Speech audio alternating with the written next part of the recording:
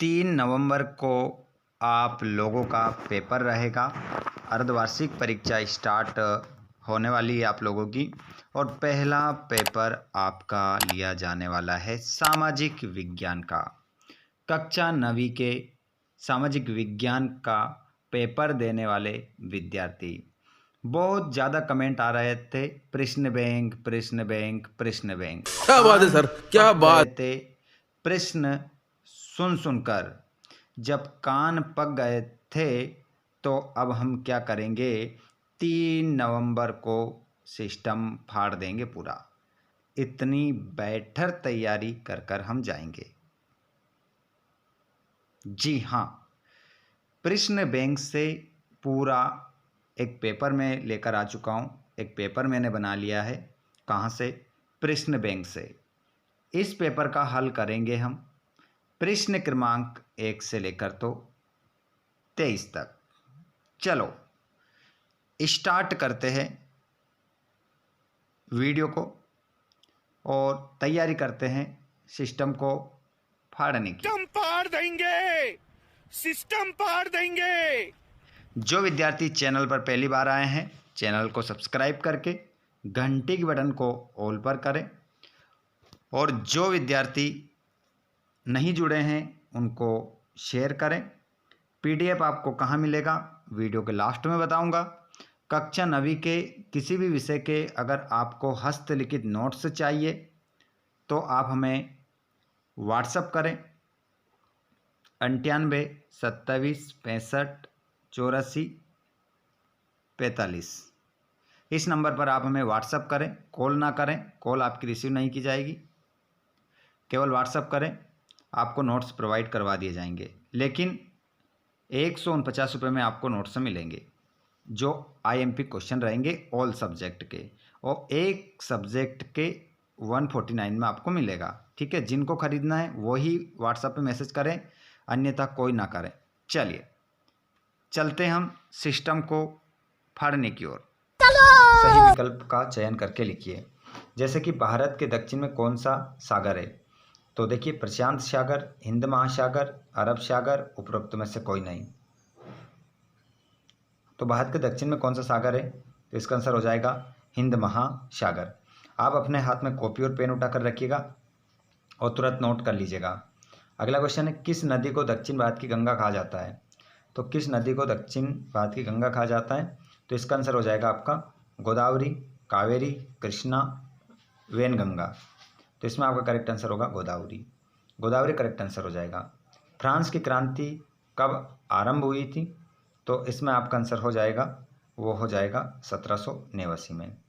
Hitler का प्रमुख अर्थशास्त्री कौन था, तो यहाँ पर हो जाएगा आपका हयालमार। हयालमार साख्त आपका आंसर हो जाएगा। अपने हाथ से इन आंसरों को लिखते चलें और वीडियो को रोक रोक कर, साथ में आप स्क्रीनशॉट भी ले लें या फिर बाद में लिख सकते हैं आप। लोकतंत्र के लिए आवश्यक है, तो धन बल, स्वतंत्र और निष्पक्ष चुनाव, अशिक्षा, निरंकुशता। तो लोकतंत्र के लिए जो आवश्यक है वो क्या है, ये आपको बताना है। तो इसमें आपका आंसर हो जाएगा स्वतंत्र और निष्पक्ष चुनाव।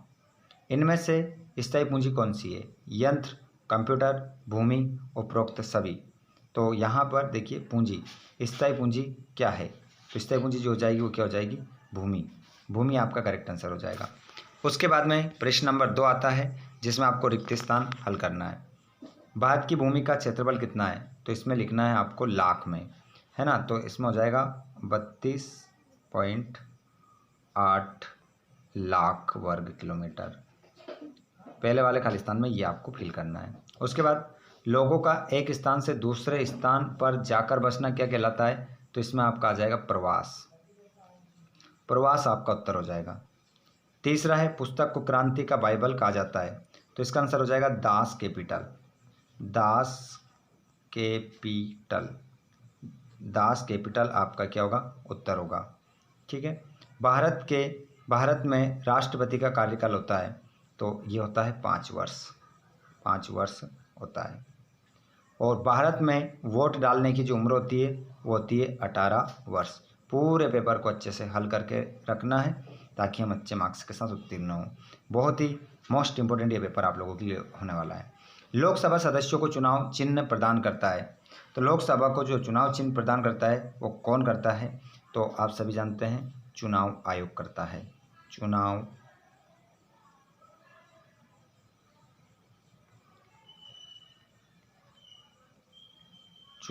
आयोग।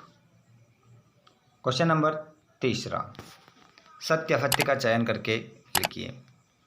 तो सत्य असत्य का क्या करेंगे? चयन। भारत दुनिया का क्षेत्रफल की दृष्टि से 7वां बड़ा देश है। तो भारत दुनिया का क्षेत्रफल की दृष्टि से 7वां बड़ा देश है। तो इसका आंसर होगा आपका सत्य। इसमें आपको लगाना है सत्य। और रूस में सामूहिक खेती को कोल खोज कहा जाता है। तो इसका आंसर भी आपका सत्य हो जाएगा। भारत एक धर्मनिरपेक्ष राज्य है, ये भी सत्य हो जाएगा। और लोकतंत्र में शासकों का चुनाव जनता करती है, सत्य। बाद में आम चुनाव प्रत्येक 5 वर्ष बाद होते हैं, बिल्कुल सत्य। और उत्पादन भूमि, श्रम और पूंजी उत्पादन के कारक हैं, बिल्कुल सत्य। इसमें सभी आंसर आपके क्या हो जाएंगे? सत्य हो जाएंगे। सभी का आंसर आपको क्या लगाना है? सत्य लगाना है। चलिए नेक्स्ट क्वेश्चन को हम देख लेते हैं। जोड़ी मिलाना है। तो यहाँ पर आप जोड़ी मिलाएंगे, देखिएगा। जैसे प्राकृतिक संसाधन, तो क्या हो जाते हैं? प्राकृतिक संसाधन जो है आपके वो हो जाएंगे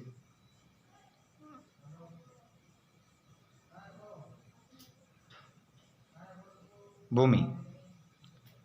और आज़ाद हिंद फौज, नेताजी सुभाष चंद्र बोस, मत्स्य पालन, प्राथमिक क्षेत्र, राजेंद्र प्रसाद संविधान सभा के अध्यक्ष, ड्यूमा रूस की संसद, और गेस्टापो गुप्तचर सेवा। इस प्रकार आपका आंसर यहाँ पर आप मिला लोगे। चलिए नेक्स्ट क्वेश्चन की ओर हम बढ़ते हैं। एक शब्द में उत्तर देना है, उसके बाद भी आपको सभी आंसर करवाऊंगा। लोकसभा के सदस्यों का चुनाव किस प्रणाली से होता है? तो यहाँ पर होता है आपका प्रत्यक्ष प्रणाली से। पहले का जो आंसर होगा प्रत्यक्ष प्रणाली। हीराकुंड बांध किस नदी पर बना है? तो इसका आंसर होगा महानदी। महानदी आपका इसमें उत्तर हो जाएगा।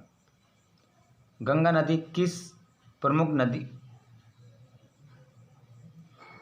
की प्रमुख सहायक नदियों के नाम लिखिए है। तो है ना, गंगा नदी की जो सहायक प्रमुख नदियां हैं वो कौन कौन सी है ये बताना है। तो इसका आंसर हो जाएगा आपका यमुना,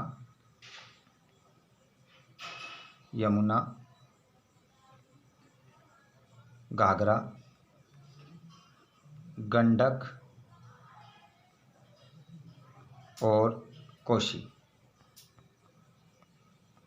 ये नाम आप लिख लेंगे अच्छे से। भारत की सबसे लंबी तटरेखा वाला राज्य, तो गुजरात होगा। इसका आंसर आप गुजरात लिखेंगे। 1917 की रूसी क्रांति को किस नाम से पुकारा जाता है? तो इसको जानते हैं हम, अक्टूबर क्रांति या वोल्शेविक क्रांति। इसको हम कहते हैं अक्टूबर क्रांति। अक्टूबर क्रांति के नाम से हम जानते हैं, या फिर हम क्या कह सकते हैं इसको? वोल्शेविक क्रांति।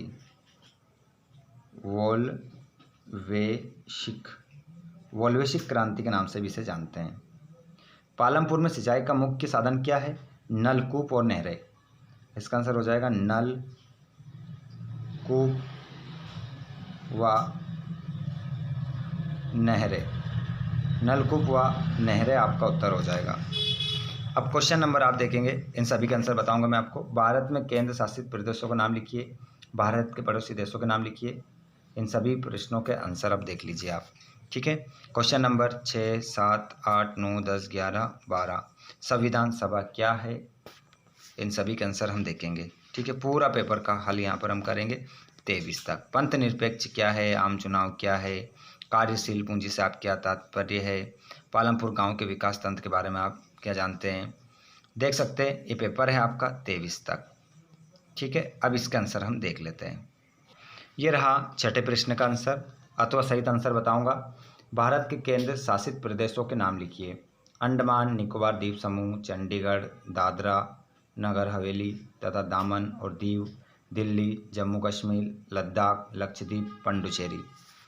अथवा वाले का आंसर भी देख लीजिए। भारत के पड़ोसी देशों के नाम: पाकिस्तान, अफगानिस्तान, चीन, नेपाल, भूटान, बांग्लादेश, म्यांमार, श्रीलंका, मालदीव। भारत को विश्व में किन किन नामों से जाना जाता है? तो ये क्वेश्चन भी था। भारत को हिंदुस्तान, आर्यव्रत, जम्बूद्वीप, आर्यवर्ष, इंडिया आदि नामों से जाना जाता है। इसका अथवा वाला अपवा तंत्र से क्या आशय? तो अपवा तंत्र का आशय किसी क्षेत्र की नदियों तथा अन्य जलाशयों के व्यवस्थित जाल से है, जिसमें नदियां और उनकी सहायक नदियां मिलकर एक विशेष क्षेत्र के जल को बहाकर ले जाती है। अगला है, भारत के किन्हीं दो प्रमुख झीलों के नाम बताइए। भारत की दो प्रमुख झीलें हैं, चिल्का झील और एक भूलर झील। ठीक है, आगे हम चलते हैं। आतंक का राज्य किसे कहते हैं? सभी प्रश्नों के 10वां वाला प्रश्न है, नीचे आपका आएगा अगला।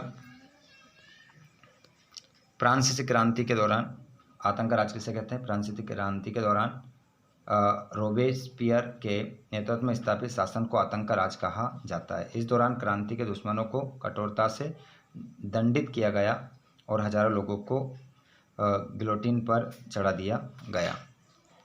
आगे आप देखेंगे तो 11वां यहाँ पर नीचे रह गया होगा, देख लेंगे अभी। यहाँ पर क्वेश्चन नंबर 12वां है, लोकतांत्रिक सरकार क्या होती है? तो ये सरकार, लोकतांत्रिक संस्कार सरकार के बारे में यहाँ पर लिखा है।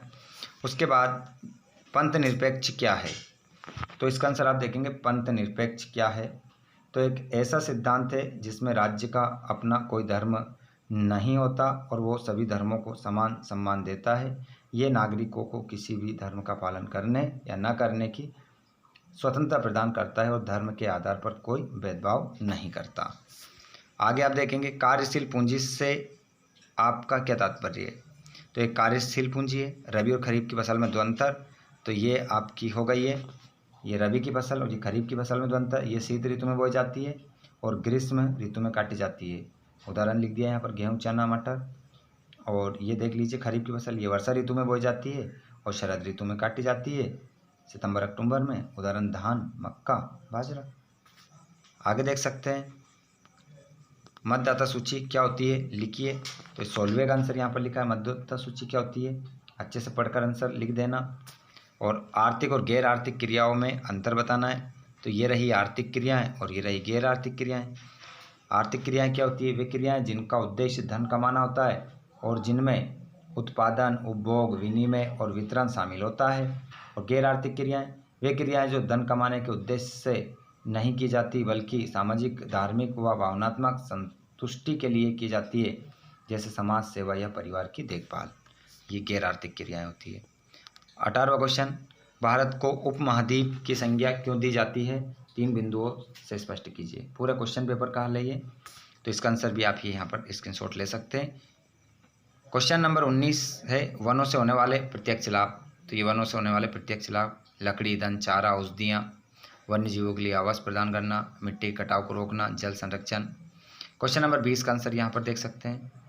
सभी क्वेश्चन, पूरा क्वेश्चन सहित आंसर करवाएं आपको इस पेपर के।